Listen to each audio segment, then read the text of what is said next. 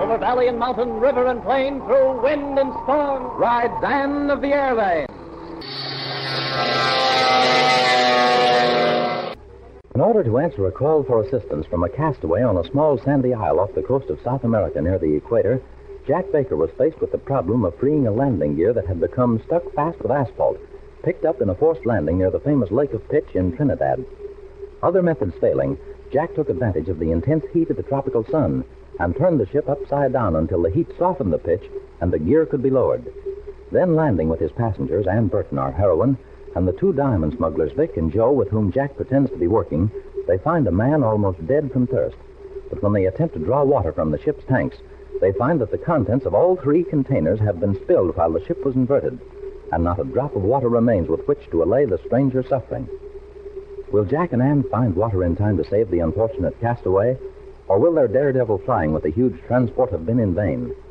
As we look down on the small island, we find Anne, with the professional touch that comes from her training as a nurse, timing the pulse beat of the stranger. What does it look like, Anne? His pulse is growing very weak, Jack. If we don't get some sort of liquid down his throat in a few minutes, I'm afraid there's not much we can do.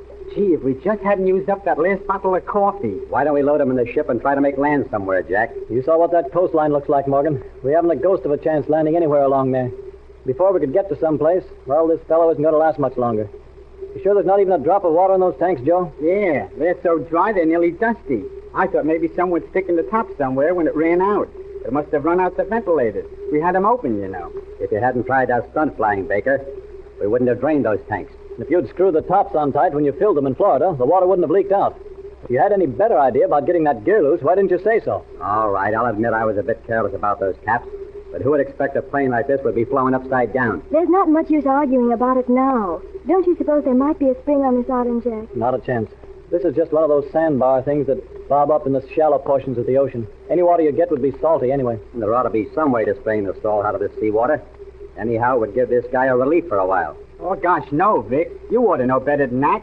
Haven't you heard about shipwrecked sailors that tried to drink seawater, and instead of it doing them any good, it just makes them crazy and they die anyhow? If we had one of those small stills, we could distill some of the seawater. But you say you never stowed away one of those, Joe. Nope.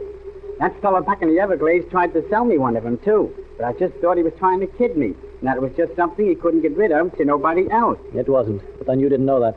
But we're not leaving Cape St. Roque for any Atlantic hop until we get one of them. I can tell you that. But that's not doing us any good, nor this chap either. I wonder how he came to be here in the first place. Maybe he got washed overboard from some boat passing by. No, he hasn't been in the water. His clothing would show it if he had. And it's a cinch he didn't get marooned here from a little boat of some kind, unless the boat floated away again. How about that stuff he was burning? That might have been the boat. Maybe he got stove in or something like that, huh? No, that was nothing but just a lot of driftwood with a few old timbers of some kind. He's a well-dressed chap to be marooned like this. That thing he was waving when we spotted him looks plenty expensive. Oh, you mean that sash? Yes, it's heavy silk and embroidered. Some initials on it, too. What were they? L.A.C. I've got it under his head with your jacket. There are the initials. See, Jack? Gosh, ain't those the things them Spanish noble guys wear? Yeah, this guy's no tramp. And that's just a good reason why we'd better be taken off from here. Either with him or without him. But it's at least 2 hours to the nearest place that we could take a chance on landing, as I figured. And in that time, this chap could... We better take a chance on that than sitting here, hoping it'll rain and somebody will drop a barrel of water.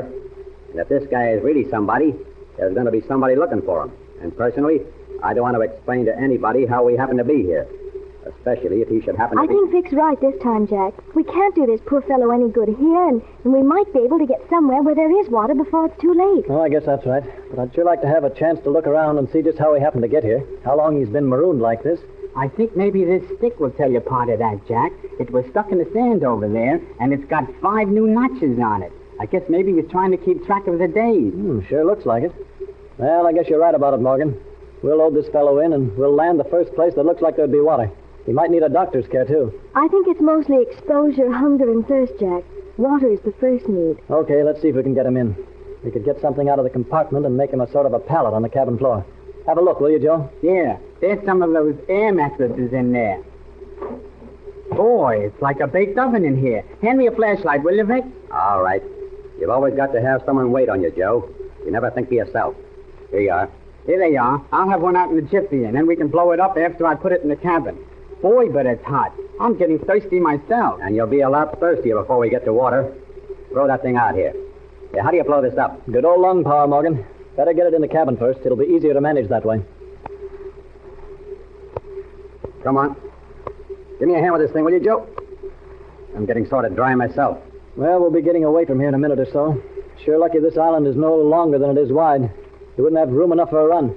Still feel his pulse, Ann? It's steady but very weak, Jack. But we may make it. At least I hope so. Jack, am I seeing things or is... Or what, Ann? It may be the heat is sort of getting me, Jack, but look at that water line over there. Isn't it much closer than it was when we landed? Your eyes are just playing tricks on you in the sun, Ann. It couldn't be any. Oh, no, but it is, Jack. It must be 200 or 300 feet closer than it was. Say, it is closer. The tide is coming in and fast, too. You don't suppose that it will cover so much that we won't be able to take off, do you, Jack? I don't know.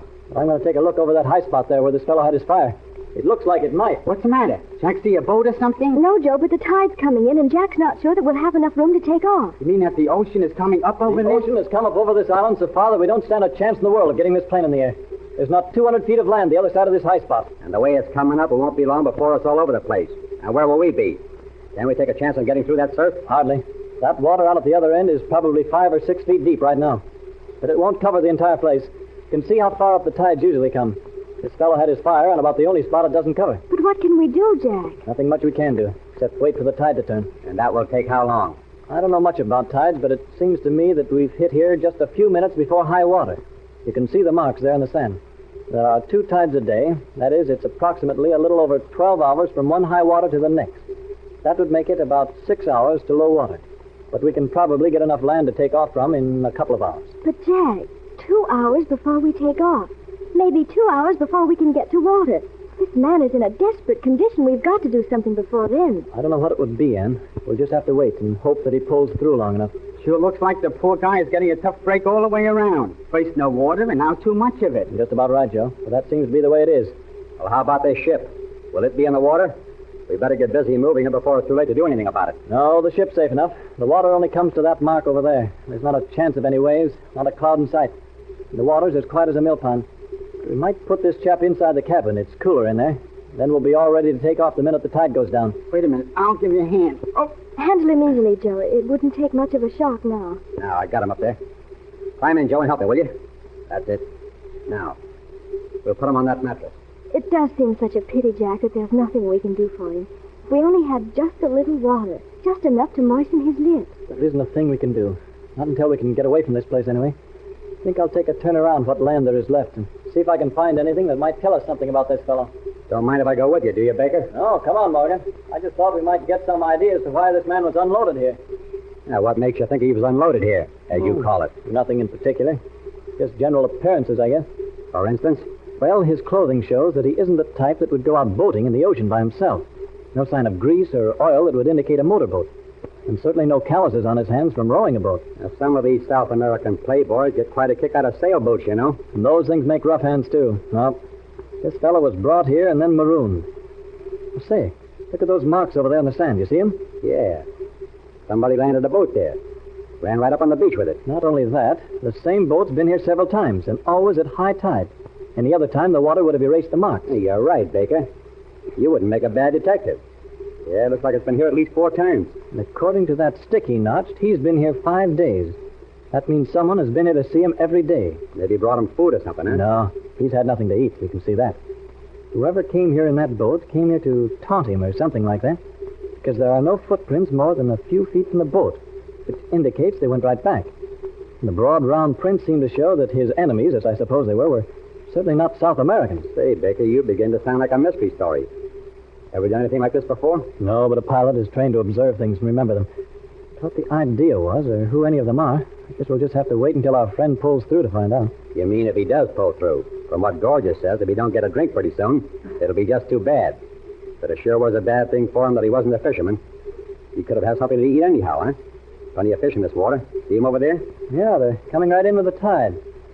Maybe it's just too bad he wasn't a fish. They don't have any trouble drinking seawater. I'm so thirsty myself, I sort of envy those carp. Carp? What do you mean, carp? Why, those fish. They're carp. Look at them. Are you sure, Morgan?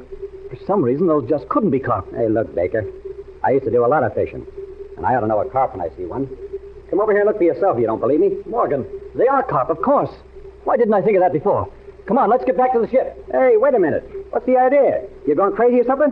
Hey, Baker. Joe, get a bucket, quick. We've got water. Hey, Baker. He's gone goofy. He's had a sunstroke or something. Here's a bucket, Jack. What do you want with it? Take it over to the beach and bring back a bucket of water. We've got plenty of water. Huh? Listen, Jack, you mean that water out there? Of course, hurry. And listen, we'll get that poor fellow all the water he wants in just a minute. Why didn't I think of that before? Hey, Joe, I think that he's got Baker. All I said was there's a carp in the water and he gets like that. Can Vic Morgan be right? Has the intense heat and the long hours at the controls finally caused Jack Baker to become delirious? Does he intend to condemn the unknown castaway to a horrible death by forcing salt water down his parched and throbbing throat? And why did the mention of carp apparently unbalance him? The thrills to come will generously repay us for the hours of suspense through which we must wait until the next chapter of Anne of the Airlanes.